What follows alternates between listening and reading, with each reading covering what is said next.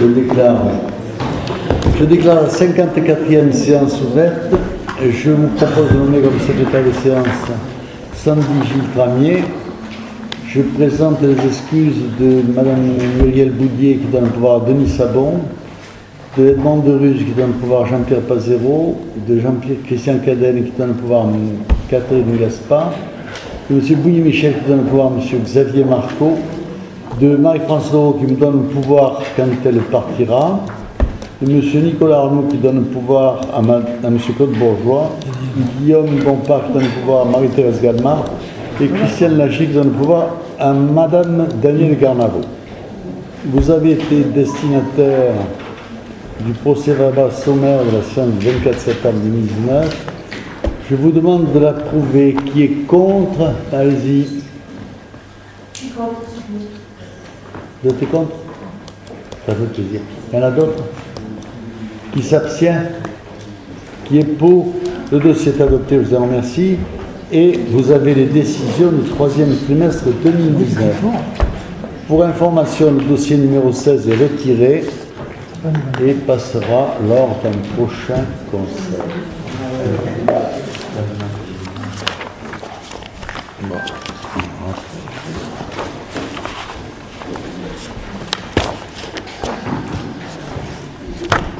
Alors, dossier numéro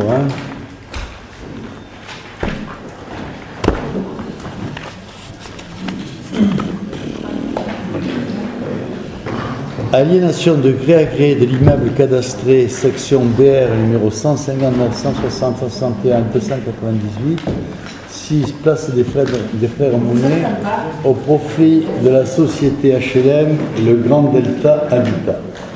Par délibération numéro 376-2019 en date du 28 juin 2019, le Conseil municipal a adopté le principe de l'aliénation de gré à gré de l'immeuble communal cadastré section BR numéro 159, 160, 61 et 298 d'une contenant de 358 m², 6 place des Frères Mounet au profit du bailleur social Grand Delta Habitat afin de mettre en œuvre le projet suivant. Installation de l'agence de gestion locale Grand Delta Habitat, création de 6 logements. L'ensemble du projet de réhabilitation de l'immeuble se voulant hautement qualitatif, compte tenu de la proximité immédiate du Théâtre Antique, avec prise en compte des prescriptions de l'article du Bâtiment de France. La commune souhaite favoriser la réalisation de ce projet en procédant à l'aliénation du bien communal aux conditions suivantes. Prix fixé à 700 000 € net vendeur, conformément à l'avis du pôle d'évaluation de Manial. Majorité des frais de notaire appliqués par la ville d'un montant de 14 704,99 €. Prise en charge des frais de notaire par la CLE. Est-ce que vous avez des questions? Allez. J'ai pas la parole, s'il vous plaît.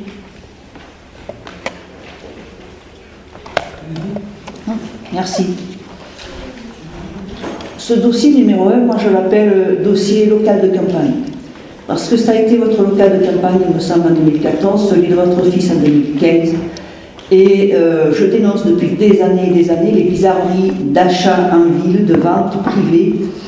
Donc on s'est déjà prononcé sur le fait qu'on est contre ce genre de marchandisation de ville qui se substitue à des agences immobilières. Et donc nous voterons contre ce dossier. Delta Habitat, certes, est un bailleur social, mais devant un théâtre antique, est-ce qu'il est utile d'avoir une vitrine pour cette agence? Il me semble qu'on aurait pu avoir meilleur choix.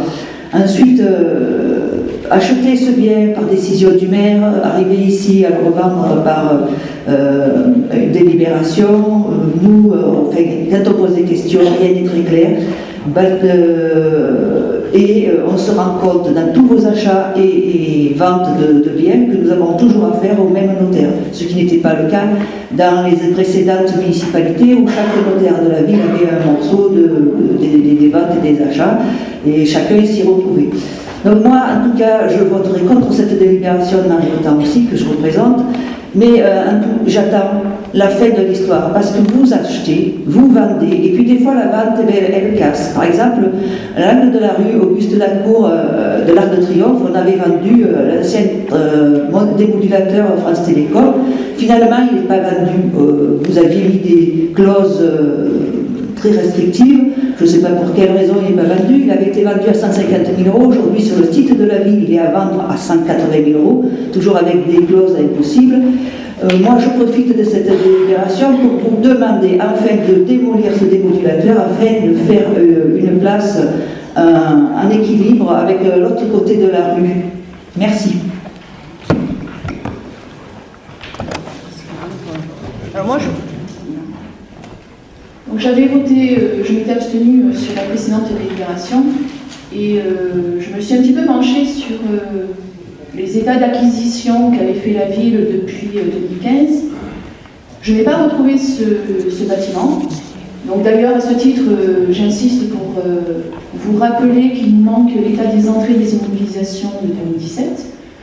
Donc je vois et je prends acte que la ville le vend 700 000 €. Moi, j'aurais voulu connaître le prix d'achat. C'était 700 000 €. Donc ça veut dire que ce bien, au départ, si j'ai cru comprendre les choses, il a été préempté sur un particulier qui devait certainement lui aussi avoir un projet. Donc j'aimerais avoir un peu plus d'explications. Et surtout, pourquoi avoir choisi ce lieu face à un patrimoine exceptionnel, alors que vous disposez au sein de la ville, à plusieurs adresses, des superficies de bâtiments pouvant accueillir ce genre de projet. Voilà. Donc ce lieu est connu de tous les Orangeois pour être le lieu le plus vanté d'Orange. Il vous a sans doute tous arrivé d'être bloqué par le Mistral à cet endroit. Il y a un effet d'entonnoir absolument ahurissant par le Mistral. Je pense que ce bâtiment, son seul avenir, c'est la destruction. Il n'a aucun intérêt historique. Il est venu se greffer autour de l'église Saint-Florent comme une verrue et il n'a aucune raison d'être. Je pense qu'aujourd'hui, on a l'occasion d'effacer cette verrue, de donner une sorte de respiration au théâtre antique et d'avoir une sorte de petite esplanade qui permettra d'avoir une meilleure déambulation et voilà, une meilleure visibilité du théâtre. Je pense que c'est une erreur profonde de faire ce logement qui sera sans doute, voilà, ces logements qui seront inconfortables, petits, étroits et sans aucun intérêt.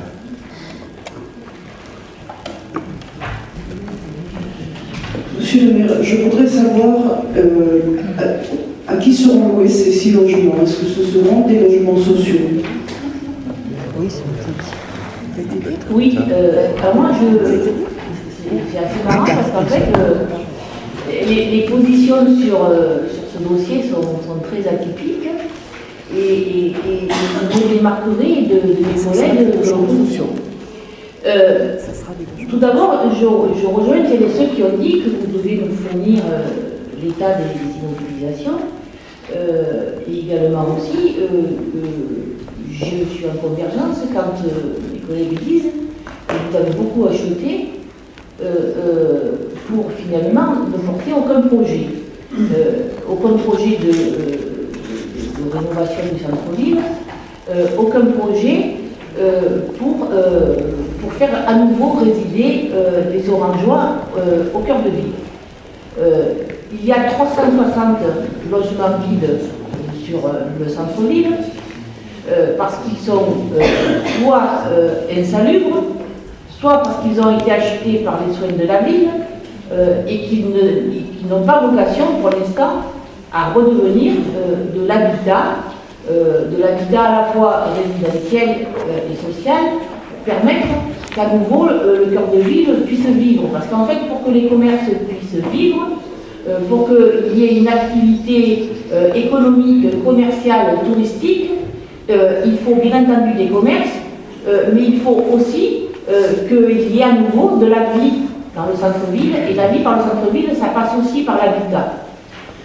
Alors, de ce point de vue, vous nous racontez beaucoup de fables, et vous nous avez dit à la réunion de quartier du centre-ville la dernière fois, à force qu'on vous pousse dans vos retranchements, parce que chaque fois vous jouez la victime, quand vous nous dites que vous avez fait un dossier pour obtenir des fonds de l'État pour la rénovation des cœurs de ville. Sauf que quand on pousse devant votre retranchement, vous finissez par dire que le projet il n'est pas encore déposé, puisqu'il n'est pas bouclé, et qu'il sera bouclé que dans 2 ans. Donc là, il y a quand même quelque chose qui ne va pas. Les Orangeois, ils ont besoin de le savoir, ça.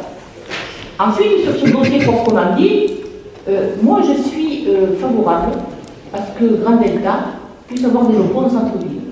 Je pense que c'est positif quand on refait faire venir des services administratifs dans le centre-ville parce que ça fait partie de l'animation du cœur de ville. Donc je suis favorable à cela et je suis favorable également aussi à ce qu'il y ait 6 logements sociaux de qualité au cœur de ville. Parce que ma collègue qui va partir à l'examen manuel qui dénigre le logement social et qui n'en veut pas en centre-ville, je ne partage pas du tout cette position, tout simplement parce qu'aujourd'hui il y a du logement social qui existe sur Orange et personne ne s'en plaît. L'ancienne cité administrative où il y avait le commissariat auparavant, c'est du logement social et tout le monde est satisfait. Ce qui veut dire que le logement social, il faut réhabiliter son image. Et donc il peut y avoir du logement social de qualité. Et par contre, effectivement, monsieur le maire, quand c'est vous qui vous prenez pour un bailleur et qui vous amusez à vouloir entretenir des logements pour ensuite les louer, ce n'est pas la vocation de la mairie d'Orange. Ce n'est pas sa vocation. Et la vocation de la mairie d'Orange, c'est à créer les conditions d'avoir un aménagement urbain qui s'appuie sur les organismes HLM qui sont en capacité de réaliser des projets.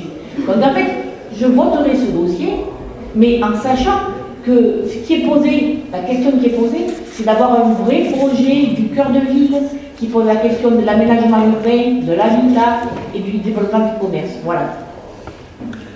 C'était beau comme du mot. Chers amis, je vous ai laissé parler pendant 10 bonnes minutes. J'espère que vous allez me laisser vous répondre. Ça serait assez démocratique. Alors, d'abord, je ne vois pas pourquoi on vient me parler que ce local a servi de local de campagne. Effectivement,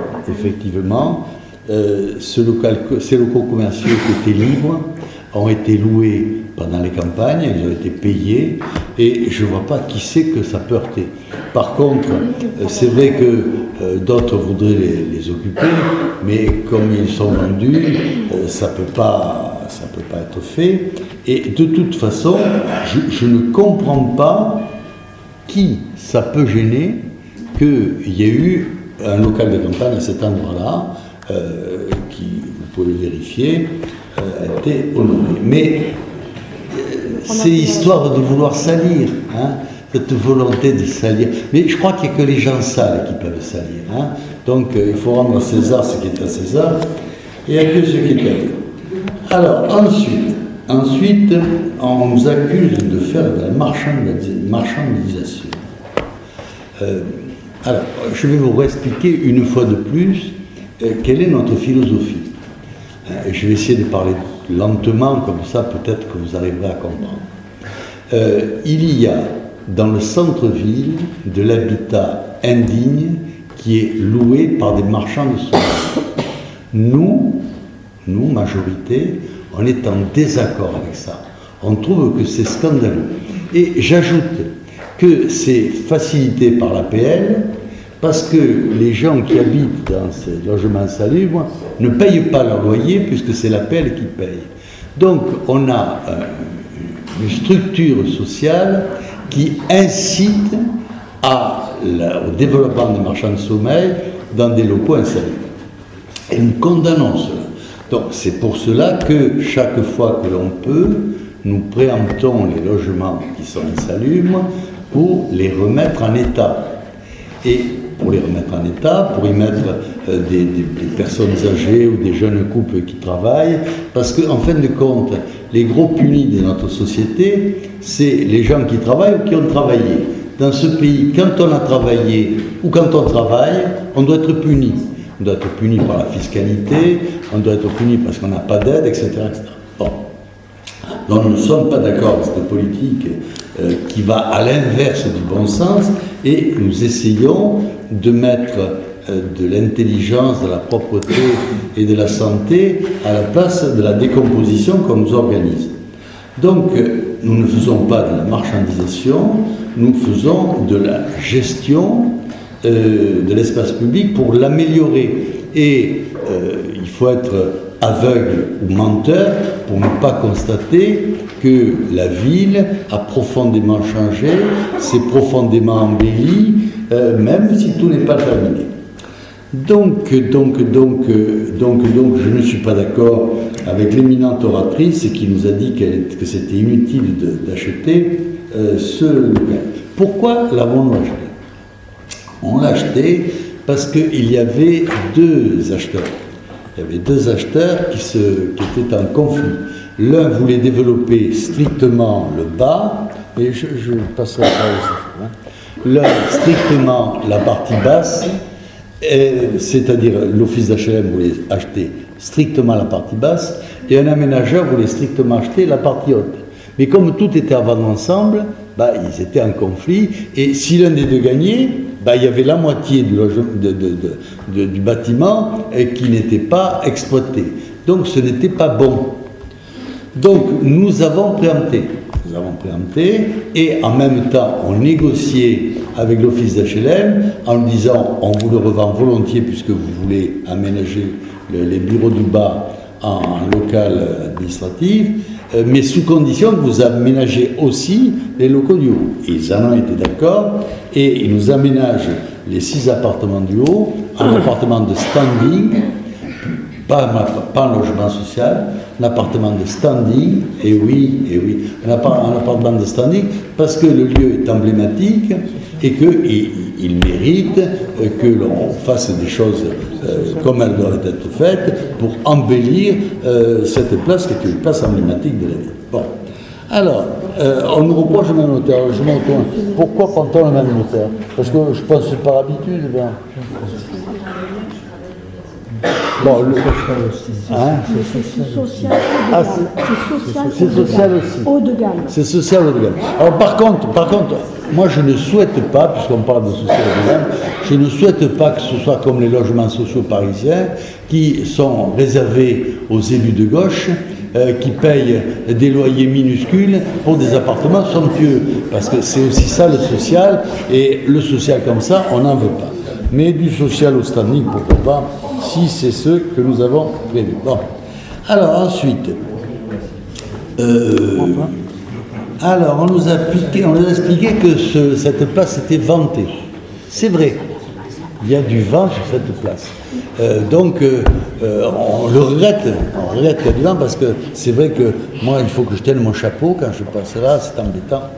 Mais ça n'empêche pas que le lieu est malgré tout emblématique et donc mérite de ne pas se décomposer, mérite qu'on ne le rase pas pour faire un parking, mérite qu'on le mette en développement. Alors on comprend bien que ceux qui s'inquiètent juste du réchauffement planétaire trouvent qu'il n'y a aucun intérêt à s'occuper de ce local, mais nous on considère que c'est un local important, parce qu'il développe la beauté. On ne peut pas le raser.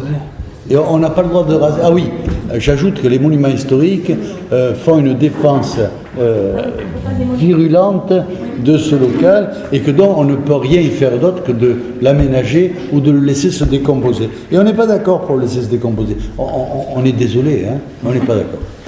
Alors ensuite, aucun projet. Si, le projet, je vous l'ai expliqué, et il se développe.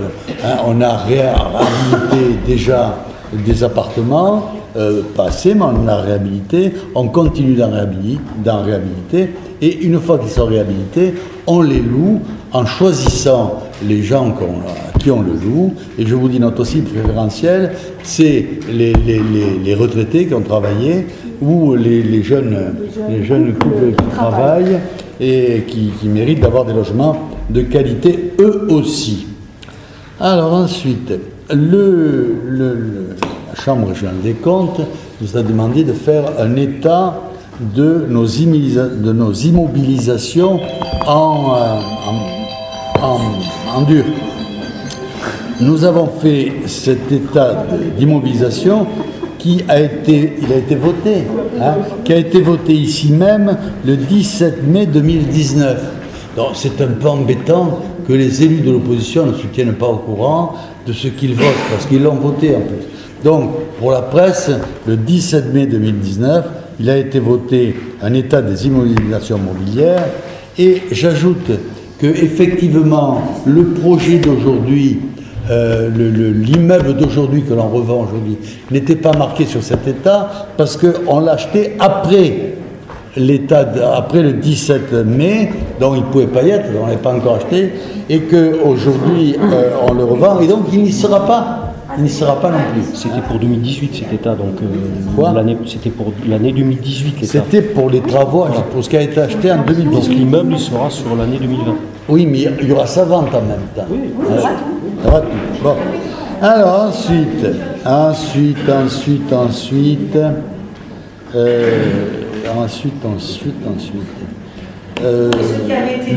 faire revivre le centre-ville.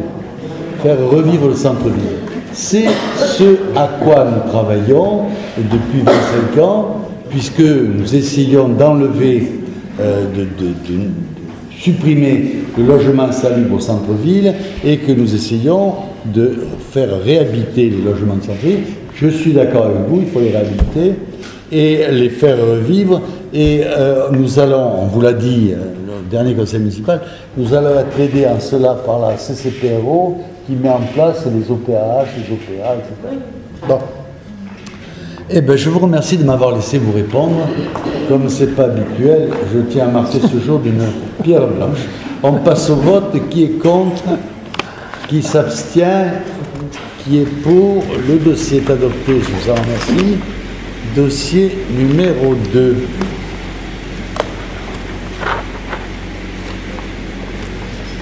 Alors, aire de covoiturage, échangeur Orange Centre, acquisition de la parcelle cadastrée section BL numéro 206, 6 lieu-dit Kéradel, appartenant à Mme Mireille Vezani, emplacement réservé numéro 66 du PLU.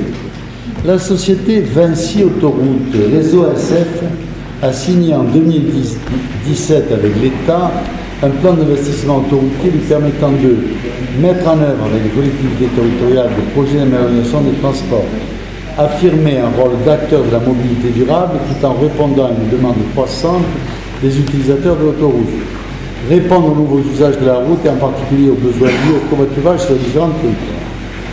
En l'occurrence, il est constaté que le parking autoroutier de l'échangeur Orange Centre est utilisé quotidiennement par les usagers du covoiturage lors des heures d'affluence, en particulier le week-end, induisant ainsi une saturation de la fréquentation sans que ce lieu soit dédié au covoiturage.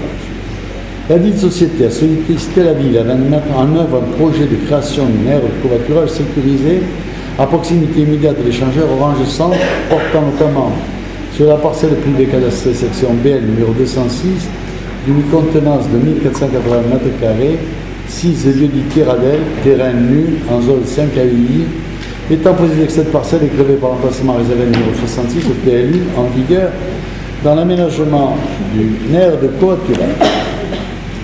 La commune souhaite donc favoriser la réalisation de ce projet en obtenant la maîtrise foncière de l'entreprise privée susdésignée.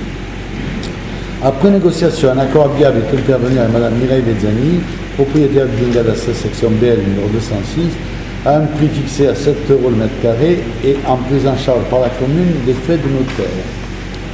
Est-ce que vous avez des questions? Oui. Si je ne m'abuse, Monsieur le maire, cette délibération, on l'a déjà passée. Il me semble qu'on a déjà parlé de cette aire et qu'on était à peu près dans les mêmes propos. Donc je ne vois pas pourquoi on rediscute de quelque chose de laquelle on avait déjà été tous d'accord. Voilà. Qu'est-ce qui s'est passé? Quelle a été la nouveauté du lieu? Une autre question. Et alors, les services nous disent qu'il faut lire une délibération. Oui. Si on lit pas, on dit des bêtises. C'est bête de dire des bêtises à un conseil municipal. Alors, c'est du terrain BL 00. Et là, il s'agit du BL 0206. Non, mais c'est la même chose. Hein. Moi, j'ai une question. Une question à vous poser parce que est-ce que vous vous engagez dans un processus d'acquisition de plusieurs parcelles? Parce que j'ai du mal à concevoir l'aire de stationnement qui est nécessaire, mais c'est son enclavement en fait. Je voudrais savoir s'il y a un projet d'acquisition de plusieurs parcelles en fait. On achète les terrains que l'on peut acheter. Je vous l'ai déjà dit, on n'aime pas trop se lancer dans des procédures pour acheter obligatoirement les terrains. Donc on les achète quand les propriétaires sont d'accord pour les vendre. On discute avec eux pour essayer de trouver des solutions et ceux qui ne veulent pas, ben, on les leur laisse. Là il y a un terrain qu'on ne peut pas acheter dans le lot, on n'achète pas. Voilà, le BL 0205 on n'arrive pas à l'acheter, mais on ne l'achète pas. Mais voilà. Bercy va faire le parking sur ces deux-là, voilà. C'est suffisant.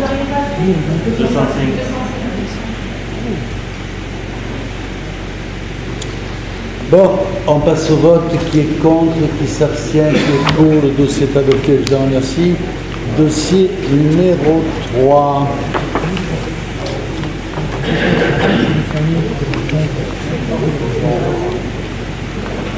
Bon, adhésion à un groupement de commandes pour l'acquisition d'une solution antivirale et une solution anti-SMAP pour le parc des postes informatiques.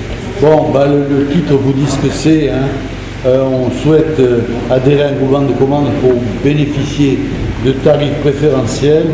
On est toujours dans le cadre de l'application de la loi. Il faut mettre des antivirus, des anti-spam. On met des antivirus, des anti-spam.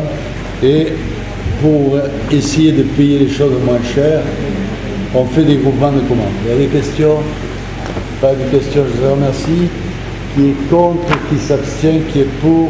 Le dossier est adopté, je vous en remercie. Dossier numéro 4. Alors, motion de soutien de la collectivité au centre des impôts d'Orange dont les services sont menacés de fermeture. Considérant que la réorganisation de la direction des finances publiques en Vaucluse suscite de nombreuses interrogations pour les fonctionnaires concernés et les collectivités locales, considérant qu'il convient de voter une motion de soutien en faveur du maintien du service des impôts d'Orange, ayant reçu en mairie une délégation du personnel du centre des finances publiques d'Orange accompagné des conseillers départementaux du canton et des attachés parlementaires de Marie-France Leroux, qui nous fait le plaisir d'être là, de soutenir ce projet, il est proposé aux membres du Conseil de se joindre à leur demande afin de ne pas voir disparaître un nouveau plan de service public. Dans un contexte de désordination générale de l'État et de restriction drastique de ses services dans le département, il est indispensable de mettre en garde contre ce nouveau désengagement faussement justifié par la dématérialisation des procédures qui est très aléatoire en plus. Isoler, voire exclure de la continuité du service public de plus en plus de Français payent l'impôt sans retour sur son utilité générale, bien content quand ce n'est pas contre son intérêt ou son argent utilisé. Santé, sécurité, agriculture, éducation, justice et désormais finances publiques, nul domaine n'échappe au démantèlement programmé de l'architecture administrative et économique de notre pays. Paradoxe effroyable, en même temps la dette publique augmente et le temps de vie de l'État ne diminue aucunement. En revanche, les collectivités locales subissent une austérité sévère et durable. En revanche, la réaffectation de fonctionnaires par secteur provoque un véritable bouleversement. 9 fonctionnaires partiraient d'Orange pour Vaison-la-Romaine et 15 autres seraient établis à Carpentras. En même temps, 25 fonctionnaires de Carpentras arriveraient à Orange. Ce nouveau déploiement des fonctionnaires des finances publiques abaisserait de fait la qualité du service du centre Orange, qui est jusqu'à présent le seul, du Vaucluse, en dehors de l'Avignon, où tous les services fiscaux sont représentés. Indéniablement, la proximité actuelle n'existera plus, notamment pour les entreprises et les établissements publics. De plus, l'annonce de création d'antennes d'accueil par la mise en place de MSAP, Maison de service au public, ou MFS, Maison France Service sans spécialisation et sans personnalisation, ressemble à une mesure d'opportunité sans suivi assuré dans le temps. La multiplication des antennes laisse entrevoir la réalité d'un démantèlement qui se traduira à terme par des suppressions de postes purs et simples. Réorganisation ne doit pas signifier disparition. Au regard de ces différentes considérations, la ville d'Orange ainsi que la CCPRO entend de soutenir la défense des services des finances publiques par vote d'une motion. Il est précisé que Mme Marie-France Leroux, ici présente, apporte tout son soutien aux légitimes inquiétudes des fonctionnaires du trésor public et des contribuables du Nord Vaucluse. Il est donc demandé au conseil municipal de bien vouloir voter une motion de soutien en faveur du maintien des services de centre des impôts d'Orange. Y a-t-il des questions? Allez-y. La réorganisation de la direction des finances publiques est une affaire trop complexe pour que j'aie la prétention d'en saisir pleinement l'opportunité. Toutefois, quelques éléments émergent de la motion que vous présentez. Tout d'abord, vous présentez des termes très forts, paradoxe effroyable, désorganisation générale, véritable bouleversement. On nous annoncerait l'apocalypse sous l'arrivée de la peste, qu'on aurait les adjectifs pas plus forts. Examinons un peu ce péril effroyable selon vos termes. À Orange, 25 fonctionnaires seront amenés à faire quelques kilomètres supplémentaires pour rejoindre leur lieu de travail. Parler de bouleversement quand il s'agit de rejoindre Vaison ou Carpentras à partir d'Orange me semble très exagéré. Mais peut-être n'avons-nous pas la même vision de l'effort. Et je vous le dis sans méchanceté, monsieur le maire, atterrissez sur terre. Après 25 ans de mandat, vous vous êtes ramolli et totalement déconnecté de la réalité de ceux qui se lèvent tôt pour gagner leur croûte. Moi, ce que je trouve de bouleversant, c'est la situation de la mère de famille qui a du mal à joindre les deux bouts et qui, voulant travailler, ne trouve ni crèche ni transport en commun pour rejoindre son travail parce que vous ne les avez pas organisés. Moi, ce que je trouve effroyable, c'est un agriculteur qui se suicide. D'autre part, la baisse de qualité de service du centre des impôts que vous supputez est, de votre propre point de vue, hypothétique, puisque vous y mettez le conditionnel. Au final, à Orange, ainsi que pour les fonctionnaires concernés, les changements envisagés ne seront au pire que mineurs, voire même positifs, si l'on compte le solde d'emploi pour Orange. Si maintenant je fais l'effort de voir au-delà de l'intérêt communal et place les bornes de mon raisonnement au niveau national, je me félicite de voir l'État enfin capable de se réorganiser et tenir compte de la dématérialisation des données et s'intéresser aux gains de productivité qu'il peut en tirer. Nous protestons assez souvent sur l'immobilisme bureaucratique pour ne pas se réjouir de voir l'administration tenter de se réformer.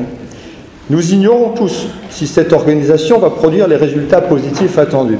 Elle va peut-être même échouer. Cela s'appelle l'incertitude du risque.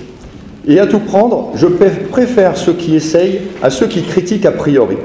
Je préfère ceux qui risquent d'échouer à ceux qui accumulent de l'argent public sur les comptes sans rien proposer pour aider les Orangeois qui souffrent. Ce dont je suis certain, c'est que suivre la trajectoire actuelle sans rien changer, c'est échouer de toute façon, que ce soit au niveau local ou au niveau national. Vous en êtes une parfaite illustration.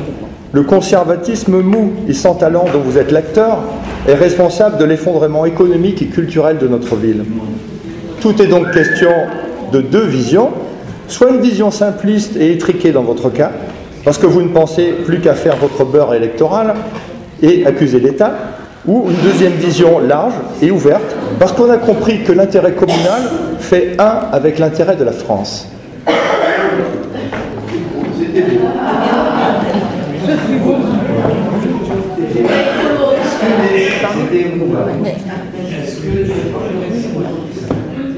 Alors moi, je trouve que cette décision de fermeture, de risque de fermeture du centre des impôts, est bien triste nouvelle. Je suis contre cette fermeture et j'estime qu'une fois de plus, on va avoir un transfert de ce centre des impôts vers la capitale du comtat. Hein. Voilà. Le service public et surtout le soutien fiscal aux entreprises et au monde économique va contraindre les gérants, les dirigeants, les entrepreneurs de faire 60 km pour des petites formalités, parce qu'il est indéniable que la révolution numérique, on n'y est pas encore. Beaucoup de problèmes existent et on est toujours amené, moi je sais en tant que professionnel, hein, on est toujours contraint et amené à se déplacer sur site pour résoudre nos problèmes en face à face. Donc au-delà du problème du service, il y a aussi ce problème de perte d'emploi et je trouve, parce que c'est peut-être aussi des Orangeois qui y travaillent, hein, et on ne peut pas contraindre les gens et les mettre face à une obligation. Voilà. Oui, monsieur le maire, moi je pense que si on veut lutter contre la fraude et l'évasion fiscale, il ne faut pas diminuer les effectifs, il faut les augmenter. Et donc, je soutiens les revendications des personnels des impôts qui sont venus nous rencontrer. Donc, je ne voterai pas contre cette motion, mais je m'abstiendrai parce qu'elle a un côté pervers. Mais ce qui est tout à fait à votre image.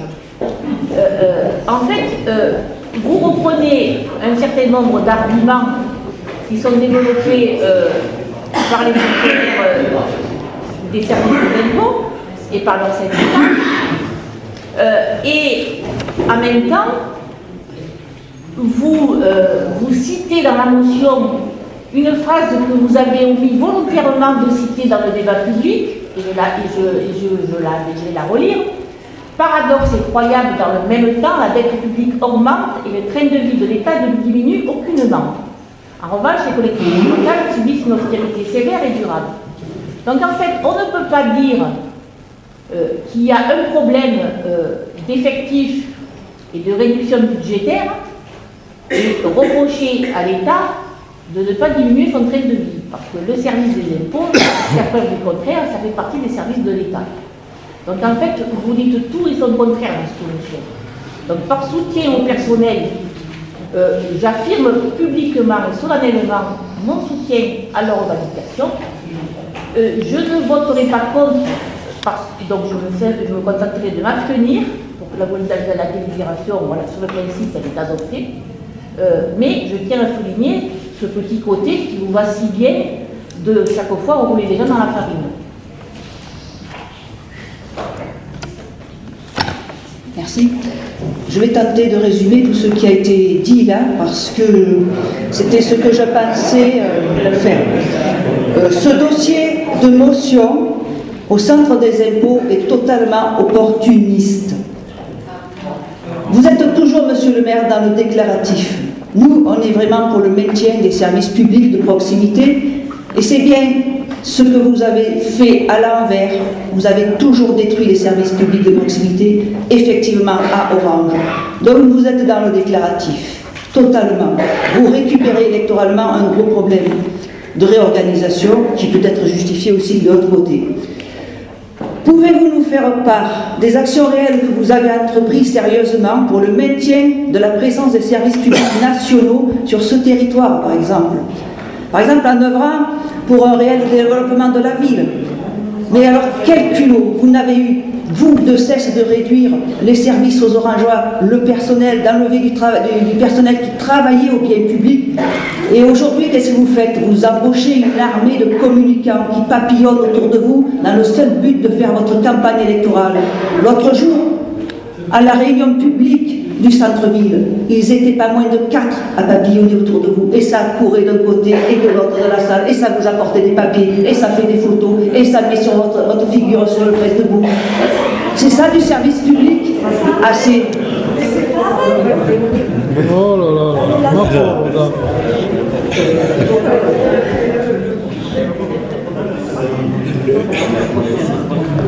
Ce qui est incohérent est assez méprisable. Donc je crois que je vais me contenter de répondre à Mme Malawi qui a fait une intervention intéressante. Je la complimente. Alors, c'est vrai que je condamne l'explosion des gaspillages de l'État. Je ne vais pas être d'accord, bien sûr, avec le bon docteur Alaroyenne, qui a changé de veste en cours de parcours et qui défend aujourd'hui des idées qu'il combattait hier, et comprenne qu'il pourra. Moi, pour ma part, je ne change pas d'idée. L'État a augmenté son coût d'une manière considérable. Le président de la République s'était engagé à ce que les ministres aient beaucoup moins de conseillers. Et il faut dire que quand on a 150 conseillers, comme le président de la République précédent, je me demande comment on peut s'en servir. Parce que normalement, un conseiller, ça fait du papier, ça parle, et donc il faut lui consacrer du temps pour qu'il soit utile. Et donc il s'était engagé à diminuer le personnel dans les ministères. C'est exactement l'inverse qui a été fait. Je crois que le nombre a été multiplié par 2 de fonctionnaires. Mais il n'y a pas que là qu'on gaspille l'argent public. On le gaspille en mettant des présidents d'associations bidons avec des salaires colossaux. Il y a tout ça qui est le gaspillage d'argent public. Et c'est ça que je condamne. Par contre, dans ma défense de l'institution locale, le dossier est tout à fait différent. Les Orangeois avaient la chance de pouvoir, en allant au centre des impôts, à ce qu'on puisse leur répondre à toutes les questions qu'ils pouvaient poser. Quel que soit le dossier qu'ils amenaient, dossier fiscal qu'ils amenaient, ils avaient le spécialiste qui pouvait y répondre. Là, on va disperser tout ça, le ventiler de partout et le remplacer par une personne qui est sûrement de qualité, mais qui n'aura pas les compétences de l'ancien personnel. Donc, c'est réellement du démantèlement du service public. De la même manière, quand je me suis battu pour que la base reste, je luttais contre le démantèlement du service public. Quand je me suis battu pour que la Légion reste, je luttais contre le démantèlement du service public. Quand j'ai accueilli avec plaisir les écoles de l'armée de l'air, c'était pour lutter toujours contre le démantèlement du service public. Et c'est vrai qu'il y a des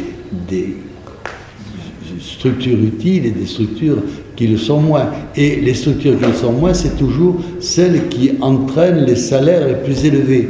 Quand on donne des salaires de 200, 300 000 euros par mois, de 20 000 ou de 30 000 euros par mois à des gens pour occuper des postes qui sont des postes fictifs, là, il y a gaspillage de l'argent public.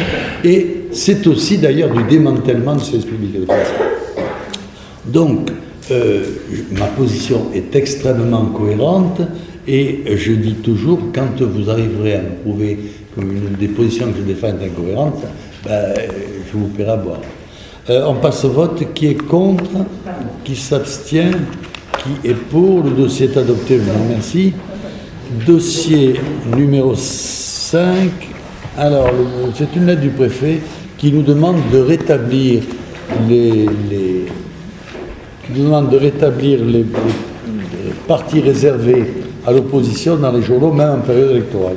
Donc, on y consent, puisqu'il prétend que c'est la loi. On n'en est pas sûr, puisque ça a été supprimé dans plusieurs communes, mais à Orange, on a toujours une position spéciale. On est jugé toujours différemment de ce que les autres sont jugés ailleurs. Donc, on vote pour rétablir... Il n'y a pas que ça?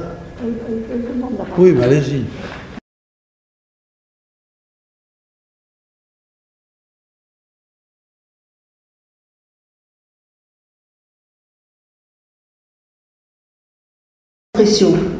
Vous avez oublié de lire la délibération parce que ça aurait pu ressortir.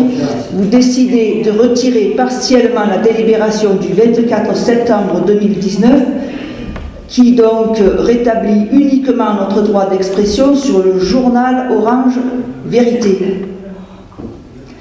Pourquoi ne rétablissez-vous pas l'intégralité de notre droit d'expression, surtout les médias municipaux? Sur le site internet de la ville en particulier.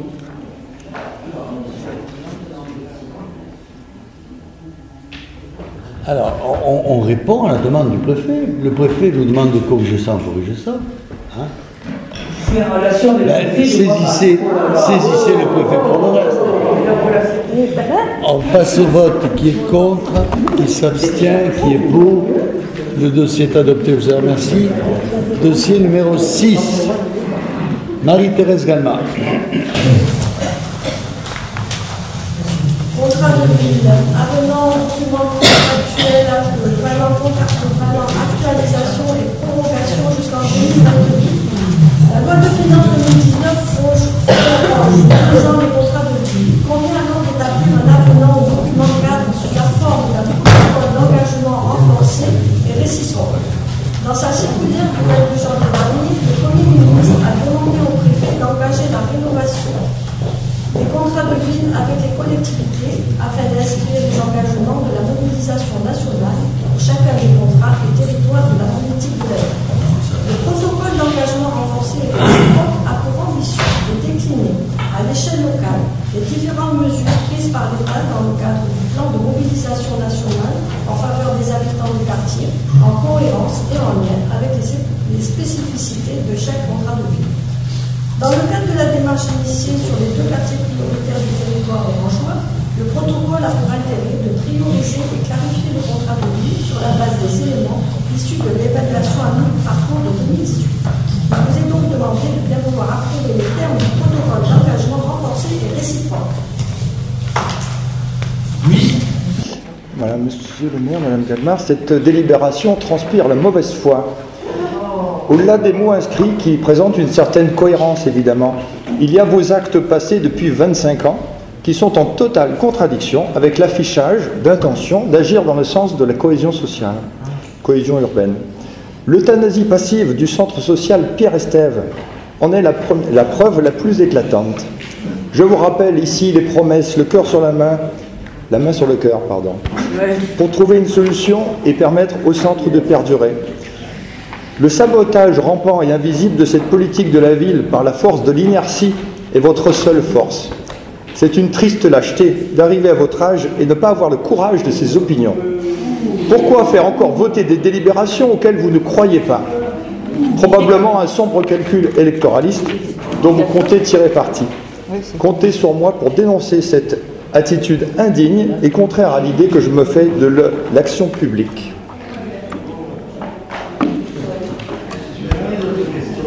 Oui, moi j'ai... Oui, moi. Tu y vas, Ah bah, vas-y. Moi j'ai une remarque personnelle à faire. J'ai lu l'avenant numéro 2 là, sur le contrat politique de la ville. Donc je vois qu'il y a des constats et des besoins, des préconisations. On n'a pas une idée des actions qui sont à mener. Voilà. Et sur les précédents contrats de ville, ça serait bien que l'on ait un bilan, puisque vous aimez faire des bilans.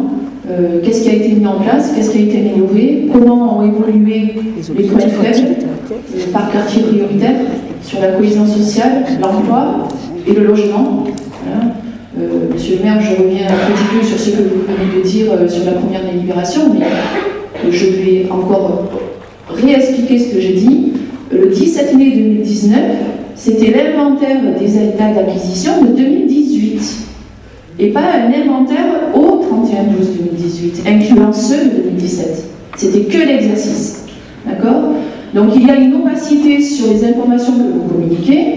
Ensuite, je voudrais quand même bien mettre en garde parce que là, il y a des choses qui commencent un petit peu à m'agacer personnellement et je sais comme j'arrive à garder mon sang-froid et ma patience, mais ça serait bien également quand vous nous dites qu'il faut regarder que la ville est belle et que vous avez réhabilité le centre-ville, et bien sur tous les logements que vous avez acquis, quel est votre bilan sur la réhabilitation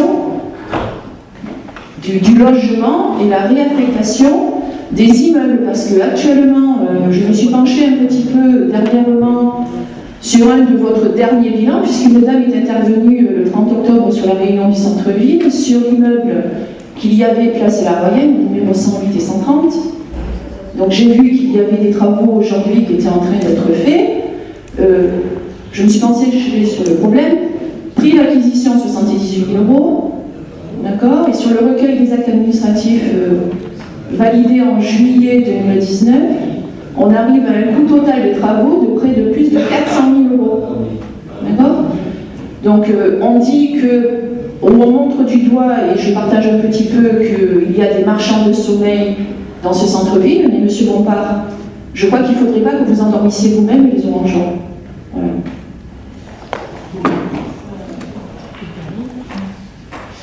Voilà, je voudrais juste me permettre une remarque. Les objectifs qui sont prévus dans ce contrat de ville sont extrêmement intéressants, vraiment pointus. Effectivement, on devrait apporter un mieux-être dans ces quartiers qui sont vraiment délaissés depuis un bon nombre d'années. Et je regrette effectivement, comme le disait Gilles Lamoyenne, que le centre social Pierre-Estève est fermé, car en fait, s'il a fermé, c'est parce qu'il y avait effectivement, à partir d'un certain nombre d'années, il n'y a eu aucun soutien de la ville d'Orange. Il n'y a eu aucun soutien financier de la ville d'Orange. Et je pense qu'il faut également se reposer la question par rapport aux associations d'insertion qui œuvrent également dans le sens d'un mieux-être pour un bon nombre de personnes en difficulté. Oui, moi quand même je souhaitais dire à mes collègues de l'opposition que quand on souhaite accéder à la gestion des affaires municipales, il faut quand même un petit peu connaître ces dossiers. Parce qu'en fait, c'est quoi cette délibération? C'est l'adaptation d'une circulaire gouvernementale dans les objectifs que l'on donne au contrat de ville. Et donc, à partir du pacte de Dijon. D'abord, premièrement, cette délibération, elle nous arrive très en retard, parce qu'en fait, elle aurait pu être votée avant juillet 2019. Donc, est-ce que c'est l'État qui vous a contraint à la présenter aujourd'hui à cet ordre du jour, ou est-ce que c'est finalement vous, KAEKA, qui y a appelé tout seul? Ensuite, dans le pacte de Dijon, il y a des priorités, et moi je considère que la façon dont elles sont énoncées, ça correspond à des priorités politiques.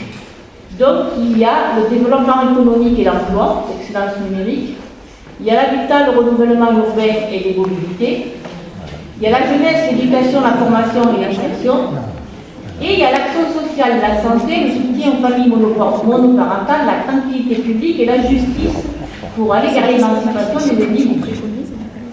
Mais moi je constate que les priorités que vous nous fixez, c'est la sécurité et la prévention de la délinquance, le logement et le cadre de vie, la jeunesse et l'éducation, et un dernier ressort, l'emploi et le développement économique. Et ensuite, le lien social. Vous m'excusez, mais en fait, la façon dont vous développez vos priorités fixe quand même vos ambitions politiques. Et moi, je voulais souligner que dans ces objectifs, en particulier dans les objectifs action sociale et santé, il y a deux éléments qui, à mon sens, sont très importants pour les Orangeois. C'est ce qui concerne le volet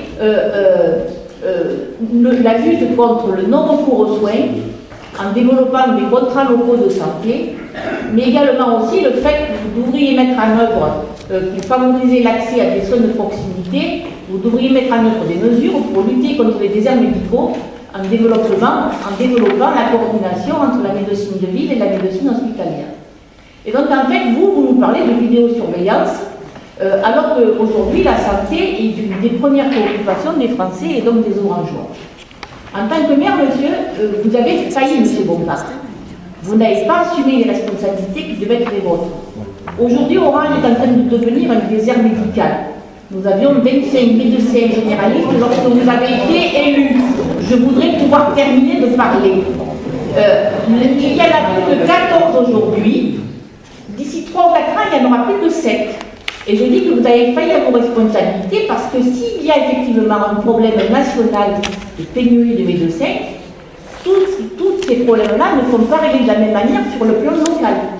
Vous avez un médecin pour 750 provençaux, un médecin pour 1000 habitants au niveau national, il y en a un pour 2000 à Orange, d'ici 3 ou 4 ans, il y en aura un pour 4000. Donc vous ignorez complètement la crise sanitaire. Donc c'est pour ça qu'avec ma collègue Régine Pellegrin et avec le collectif citoyen des décideurs Orange, nous portons le projet d'un centre de santé qui va permettre de répondre concrètement à une préoccupation majeure des Orangeois. Et je regrette aujourd'hui, il y a de nombreux élus qui prennent des initiatives pour favoriser l'installation de médecins dans leur commune. Vous ne faites rien et les Orangeois sont en très grande difficulté sur ce point de vue. Bon. Oui, et puis je répondrai après. Bon. Alors d'abord, pour la 20e fois, le centre social a fermé, ça n'est pas de notre fait. C'est la CAF qui a voulu le fermer. Ils n'ont plus donné de subvention parce que le directeur qu'ils avaient employé ne faisait rien. Et nous, la mairie a donné la première année 22 000 €, la deuxième année 30 000 € et la troisième année 42 000 € pour le centre social. Alors ne me dites pas que la mairie n'a rien fait. Concernant le contrat de vie, les actions continuent. Nous nous sommes réunis au mois de septembre avec monsieur le préfet et tout, les actions continuent. Nous faisons plein d'actions, surtout avec les jeunes. On vous fera passer le bilan, vous verrez qu'on s'occupe des jeunes des quartiers prioritaires. Ensuite, les logements sociaux. Les logements, ça n'est pas de notre fait. Mistral Habitat ne nous répond pas. Ils nous ont dit qu'ils allaient s'occuper de l'aigle. On attend toujours le début des travaux. Soi-disant, ça se fera début 2020. On attend, les habitants sont excédés. Nous sommes excédés.